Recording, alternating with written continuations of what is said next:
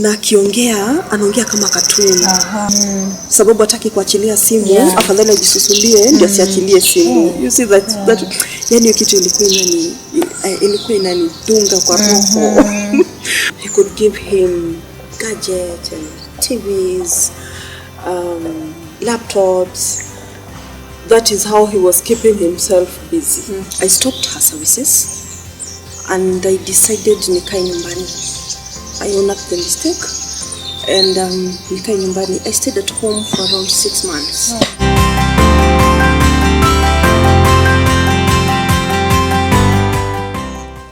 Hello, welcome viewer to yet another episode of Unplug and Play. I am your host, Jane Okore, and today I'm joined by a very beautiful lady. We are at her home, by the way, a very beautiful home, and she's going to share with us her experience with her children. And before we continue, I'd like to invite her to introduce herself. Welcome. Thank you so much, Jane. My name is Beatrice, and thank you so much for having me. Karibuni sana here. Thank you so much. So would you please tell us how many children do you have? I have 3 children, 2 boys and 1 girl. Yes. Okay, their ages?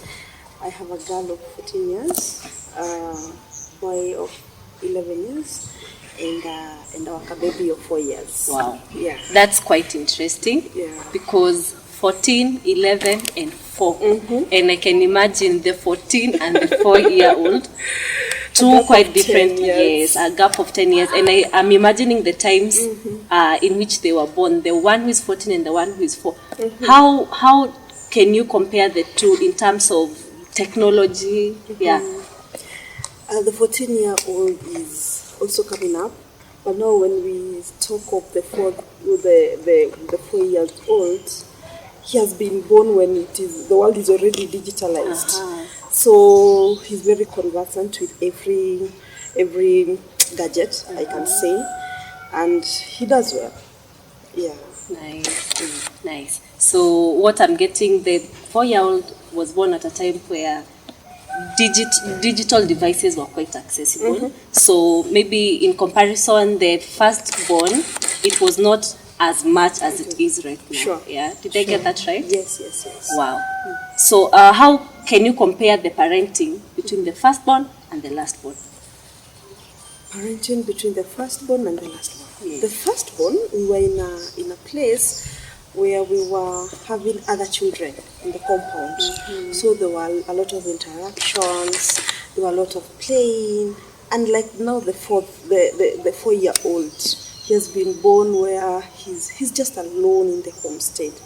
The rest of the siblings goes to school and he's left alone. He don't have neighbors to play with. He's just in his own world, compared to the older siblings. The older siblings were lucky enough to have other people, other baby to play with in a plot that we were staying. Okay. Yeah. Do you think there were any effects of this kind of exposure, maybe to your firstborn or to your lastborn? Is there any way that kind of environment has affected them in any way? It has really affected. My firstborn, since he had other children to interact with, her milestones were very, very quick. Compared now to my lastborn. I think the time that she had of interactions and playing were really helping her to develop her milestone very quick. And I think it was so easy than now the lastborn. The lastborn has been somehow difficult, even because you will find the firstborn is more interactive, even up to date. But my lastborn, he likes his own world. He's very comfortable when he's alone. He don't know how to interact with other people. So when you're talking about the milestones, what exactly are we talking about? We're talking about speech. Most importantly, speech. The speech developed very fast. With my firstborn. At around 2 to 3 years, she could form good sentences. She could express herself so well. she could do so many things. Unlike what I'm saying now with our last born, 2 to 3 years, he could not even form good sentences. He was just forming just single words, but not good. He could use signs. He could have tantrums. Those ones were really tedious because in fact sometimes he could lack peace because he could throw tantrums all over. But now comparing the two, I can see there's a very big difference. Wow. So probably the tantrums were because he's not able to express himself, he's not able to communicate properly. Yes. So he prefers to communicate in that way, maybe to grab attention and to get what he wants, yeah? Wow, that's quite interesting, because what I'm getting from you is that social interactions help us in a lot of ways. It helps us learn social skills, how to interact with each other, and especially for the younger children, it helps even develop speech, help them acquire speech very fast. Now, I'm trying to imagine you're at a space where there are no children he has to play with. What kind of activities was he engaging in? No, by then, I was not at home. I was not always at home. I could go at work at very early in the morning and come back at night. So the caregiver that he was with, he could give him gadgets and TVs, laptops. That is how he was keeping himself busy. And he went on until he was a master of the gadgets. He could go from one station to another. You tell him Nieke Citizen, he goes to Citizen. Nieke Cocomelon, he goes to Cocomelon. He could just go to all the stations. And the phone became like so easy to him. He could roll to so many programs. I think that's how he kept himself busy. Yeah. So it was constantly, we are talking about hours of constantly being on the screen. So TV, phones, name them, yeah? Yes, not many hours. In fact, I came to realize sometimes she could go out even for like 3 hours. She just leave him with a gadget. Yeah. Until he just doze off. It was that serious. Wow. Until he now started becoming so addicted. He wakes up in the morning, he wants a gadget. Even when he wants to sleep, he could be given a gadget so that it can doze him off. Yeah, he became addicted. Now at what age is he now? That was around 1.5 to around 2.5. It was very serious. Yeah. So at around 1.5 to 2.5 old, you realize that he's having a lot of hours watching, which is quite affecting him. What steps did you probably take? Even before I started by what I did, I realized my son, apart from even forming sentences, he could not use potty. Yani naenda nanunua potty, another type. No, I just figure out maybe this one would be so interesting. When I bring it at home, anaiendesha kama gari. Naenda nanunua ingine, naona ni kama nimenunua, acha ninunue ingine expensive, you know. And it became a concern because now when I compared with my firstborn at around 1 year 3 months, she could use potty so well. So now this boy is 2.5, and the caregiver that was with him, immediately I'm out. I just leave instruction, don't use pampers and whatever, but she could still use them. So nikaona ni kama hapa hatuendani vizuri. So what I did, I stopped her services and I decided nikae nyumbani. I owned up the mistake and nikae nyumbani. I stayed at home for around 6 months. Nikasema let me be very intentional. Niangalie huyu mtoto sasa, since hata ni wangu. Wacha nimwangalie vizuri. I left work. I was staying at home. Nikamtafutia pahali where he could go at around from 9 to 12.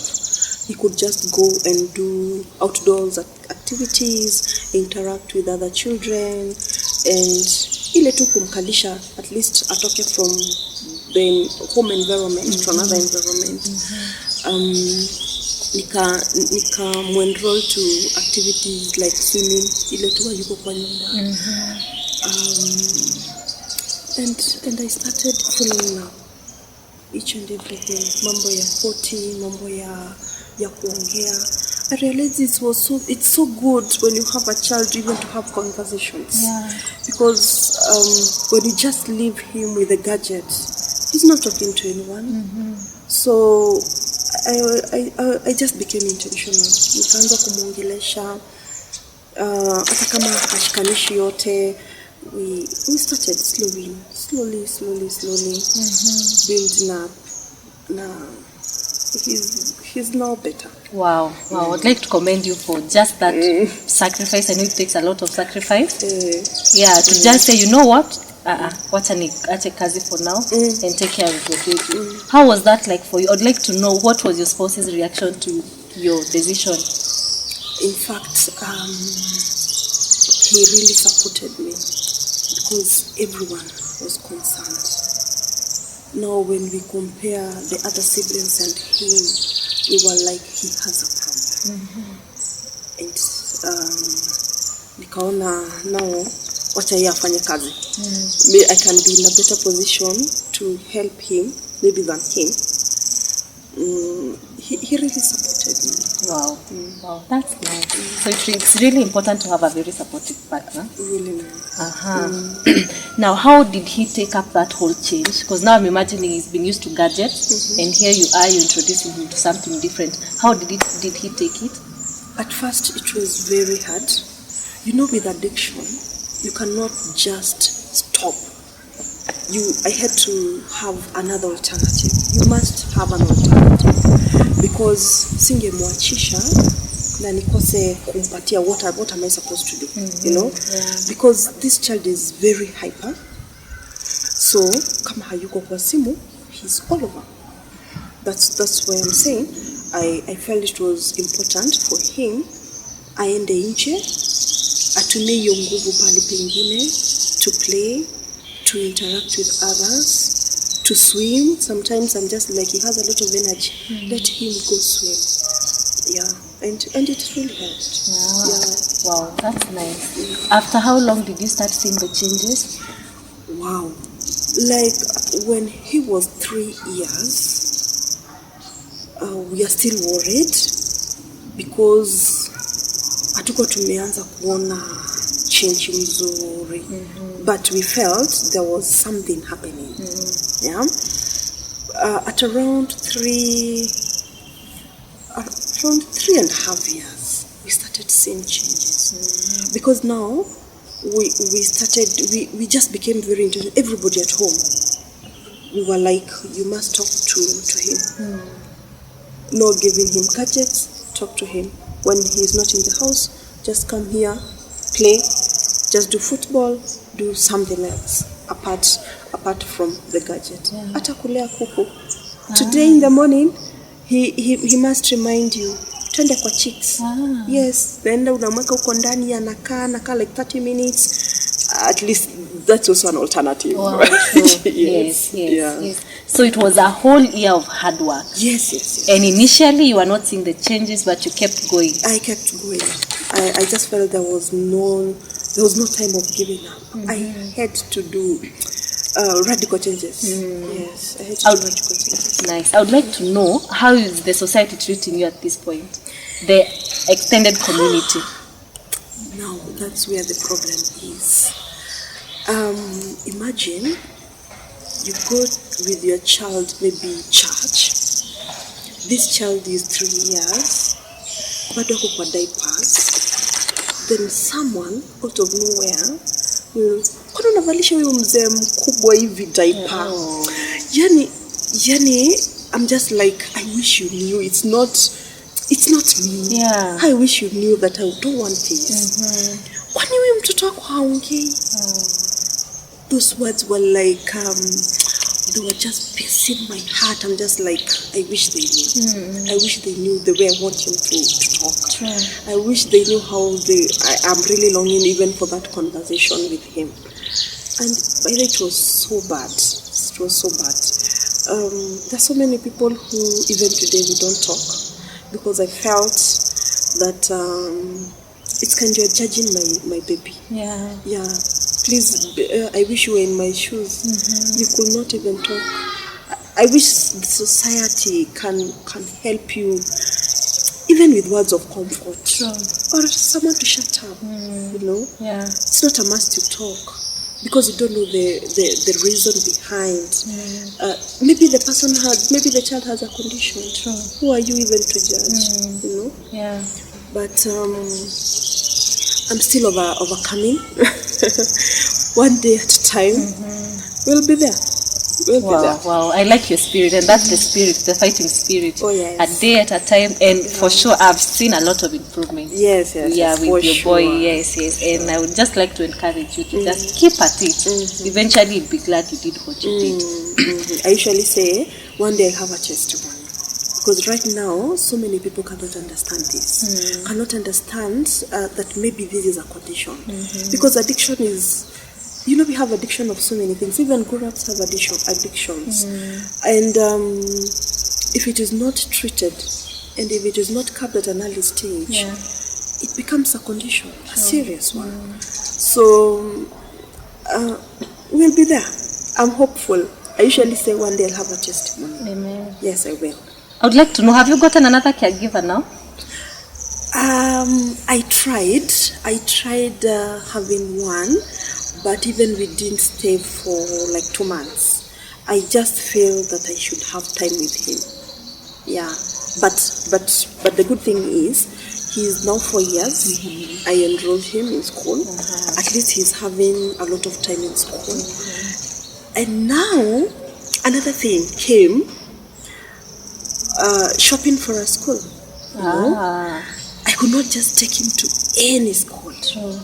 I could not afford, because what was in my mind was I want a place where there is a playground, where there is a lot of interactions. I don't want somewhere that you'll be confined in a place and nataka pale atacheza hata interact na watoto. And gladly I have one. It's coming so well. That's nice. Wow. So you are also very intentional of the kind of school. Yes. I could not just go to any school. Yes, I could not just go to any school.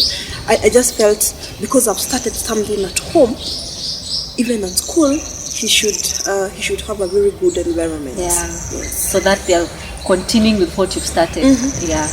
I get that. And you've mentioned a very important point that you chose for a time to relieve your caregiver from the responsibility of taking care of your young one. And it's quite a challenge, because I've come to learn that some of these challenges are brought about by caregivers who are not well versed with what is going on. Probably they're doing that from a point of ignorance. Yes. Yeah. Imagining that maybe there's a lot of work at home, and probably the best way to engage the child so that they can do the work is get a gadget, turn on the screen. And for a time, it seems like it's working. But unfortunately, eventually, there are a lot of effects that come along with it. Would you please speak more about that? Caregivers are very important people in our homes. Very important. Especially with the young ones. But just the way you have just rightly put it, that sometimes it's a point of ignorance. Maybe they feel that wacha nimpatie simu, wacha nimwekee cartoon. It's just started like kama mchezo. Wacha nimwekee cartoon. And for a moment, akaanza kujua every station. Unamwambia niwekee Citizen, anaweka Citizen. And now the something that was really discouraging me is niwekee Citizen, anakuwekea Citizen, but haizi ongea. Yeah? Niekie Cocomelon, atenda kwa Cocomelon, but haizi ongea. Maybe akuongelesha na action, maybe akuongelesha. No, those were the side effects of excessive screen time. Yeah. So I think it reaches a time. It reaches a time that you feel now your child is more important. And those are just radical measures that you can take as a parent. Yeah, true. Kuacha your kazi and concentrate with your child. At the end of the day now, ukikosa ku sacrifice, who else? Yeah. They don't have that time. Just wamalize mwezi, wapatie pesa. What about you and your child? Yeah. I thank God I did that. Wow, that's nice. It's very important for the parent to have a very intentional conversation with the caregiver and set out the expectations they have. Because all said and done, the priority is the child. Yeah? Because I also feel like we set the bar too high, we set the standards too high. We want to find a neat house, well-washed clothes, ironed. We want to find everything meticulously put. Yeah? And when we find that these things are not done, our first question is, what were you doing? Mbona nyumba si safi? Mbona vyombo hazijaoshwa? And I'm imagining if this caregiver is to put your child first, there's something else that would be compromised with. Yes, and probably that means the house won't be as tidy. The house might end up being messy. And for the parent at home, I think it's good to make the caregiver understand that at this point in time, my child's well-being is a priority. And we're talking about children aged between 1 month, zero months actually, to 5 years. It's very important for these children to have real hands-on activities, to just be engaged in playful activities, to have real-time conversations. And when you get to your house and it's kind of messy, just let the caregiver understand it's okay. As long as this is happening because my child's well-being came first, it's okay. I'm happy, the child is fine. And as Unplug and Play, we're having trainings for caregivers. You can always reach us out at the contacts. The contacts will be in the description box below. We will be glad to just inform the caregivers that these are things you can engage the children in. These are the kind of activities you can do with the child. These are the effects of allowing the children engage in so much of screen time. Now, how is the screen time now? Have you completely withdrawn everything, or where are we at now? As I told you, addiction is very bad. You cannot just withdraw completely at once. So gradually. So right now we don't have TV. But sometimes he uses a phone to play his game. Limited time. At least we can do 1 hour a day. And I also introduced some of the activities even that can replace the screen time at home. Maybe those blocks and some play. And I've already engaged their other older siblings to help him. So I've not completely withdrawn, but I'll be there. I'm just doing it gradually. But most of the time he don't use. Maybe when during weekends he can use that 1 hour, because at school days he completely don't use gadgets. That is commendable progress. Yeah, I am just quite impressed with what you're doing, and God will continue blessing your efforts. Yes, one day you look back, just you say, you'll just have a testimony. Sure. Yes, good. Yes, so what I've gotten from what you're saying is that at this point, you're limiting the time he's having with the screen. Yes. And what kind of content maybe is he looking at for the limited time? For the limited time, sizijui vizuri, kuna ingine wanaita blocks. Arranging the blocks. It's a game, yeah? It's a game. Yeah, maybe games, and sometimes Cocomelon. Yeah, not much. Such things. Nice. Did you know that according to the World Health Organization, children under the age of 1 year should completely not be exposed to any screen time.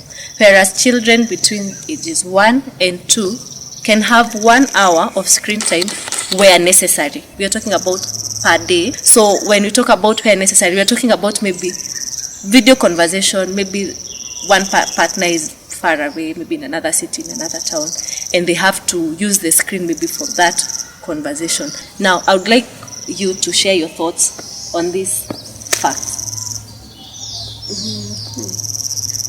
Zero, they should have zero screen. Yes, below 1 year, zero screen time. As a parent who have had challenge because of screen time, I think that is true. They should have zero screen time. They should be engaged with other activities, not screen. Yeah. I think that is very important. I wish our modern parents, can adhere to that. Yeah. Now, I would like you to speak to a parent or a soon-to-be parent. What would you advise them? I would advise parents, especially now we are in modern parents, modern parenting. We should be very intentional. The small things that we just ignore can really cause harm later on. Especially what you're talking about screen time. Please parents, be very careful, because not only the small children, it's not even affecting the big children, the teenagers. And you find our children are being addicted by screens. You don't know the sites they are visiting. Let them use gadgets, yes, but supervised. Yes, very important. Wow. From the time they are small, they are young, to when they are old, let them be supervised until now one is an adult. Yeah. Okay, now there is probably a parent out there who is seeing challenges with their young one and cannot connect that maybe the screen is causing this effect, or maybe they just come to learn that the screen is leading to the negative changes that they're seeing in their child. What could you tell them? What I would advise them, they will start seeing some effects like this child amechelewa kuongea, na akiongea anaongea kama cartoon. He's not forming sentences. You'll just see there's a problem somewhere, because some milestones have really delayed. Utaona pia, because they're so keen on their screen, when they're using the screen, they really concentrate on it until such person cannot even go to washroom. He don't want. When you see such things, try your best. That is where you can seriously act and reduce the screen time, because when it exceeds, itakuwa mbaya sana.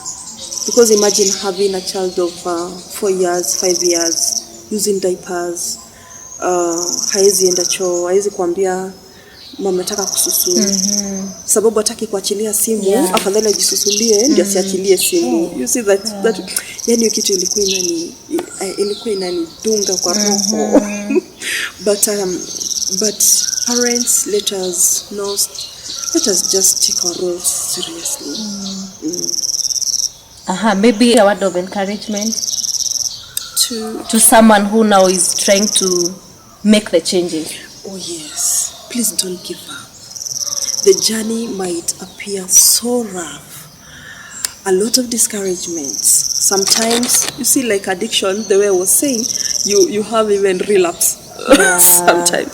Sometimes you're doing something ni kama haifanyiki, ama unafikiria you have gone some steps, unarudishwa nyuma tena. Please don't give up.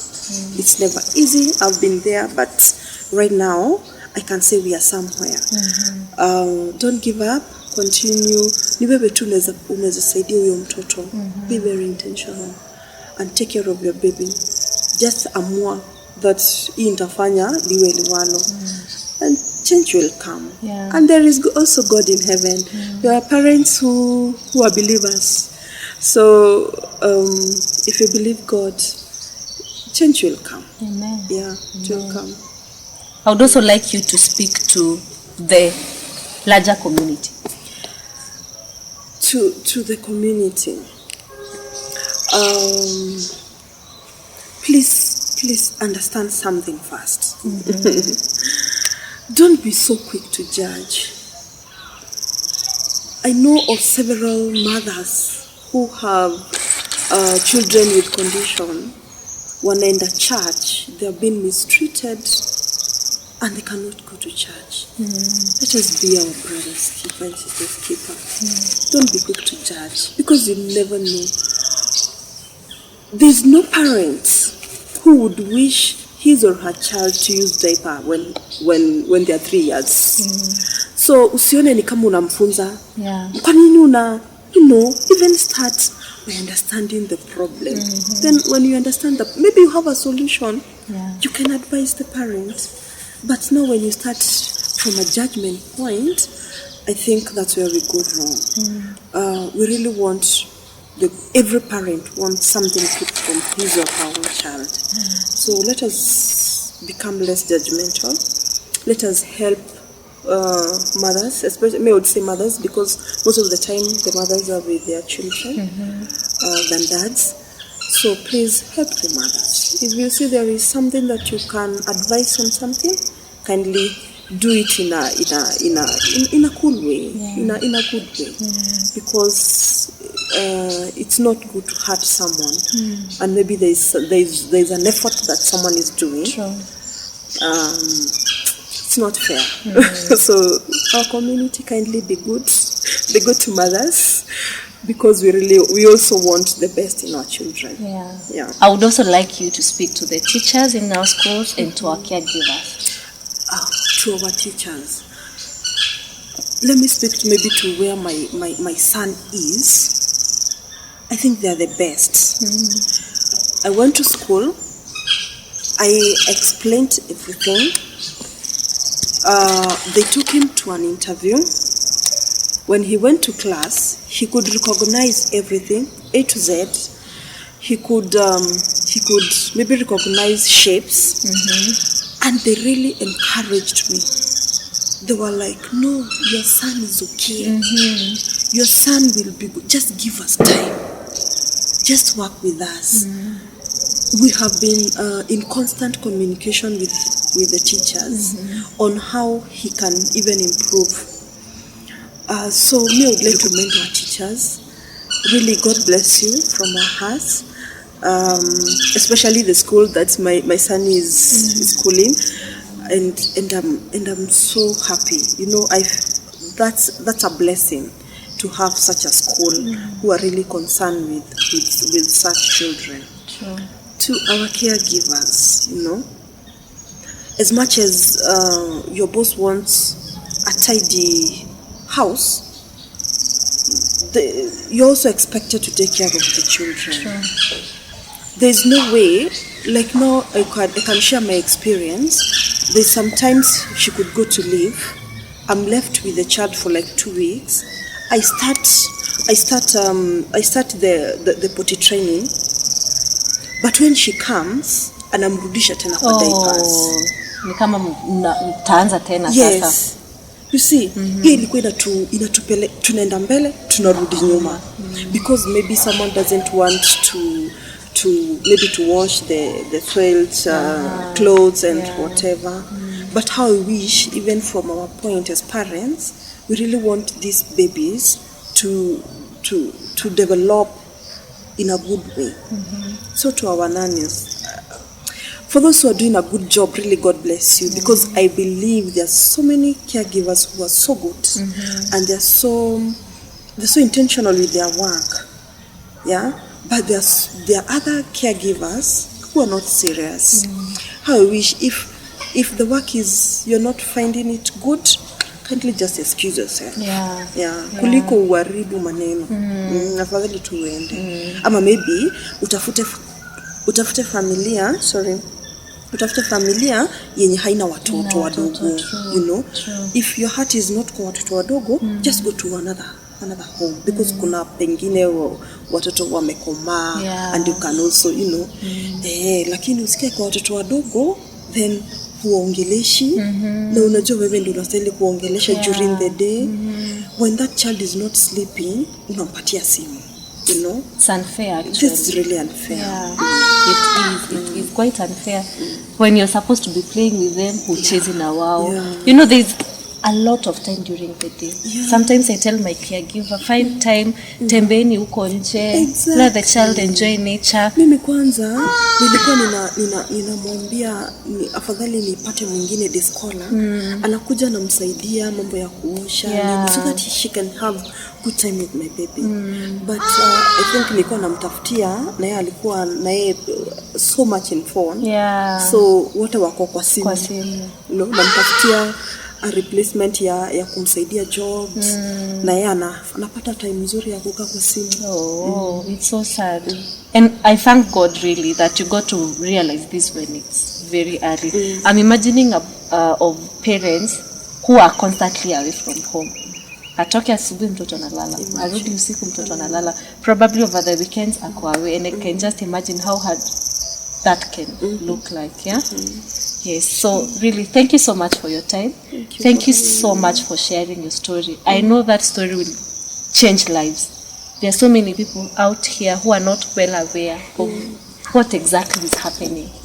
I'm a teacher in my school, and I get to interact with students below 5 years, and I get to see these symptoms: delayed speech, cartoon languages, you talked, the social skills are poor, and the parent has no idea where all this began. Imagine. They really don't know exactly what is happening. So it's very important that we take this message out there. And I thank you so much for being part of this group, for being part of Unplug and Play, because we believe that this story will change lives. For the soon-to-be parents, I would say you're very lucky that you're getting to know of this information pretty early to prepare when it comes that season when you're a parent. Just be very intentional. Make these changes. It's good to know these things pretty early. There are people who are getting to know it when it's a bit late, and sometimes it can be a bit challenging, even as our sister has shared. Sometimes it can even be quite costly. I hear going for speech therapy is quite costly. So rectifying these things can be a bit costly. So at least to know information mapema, act on it. So here we are all unplugging.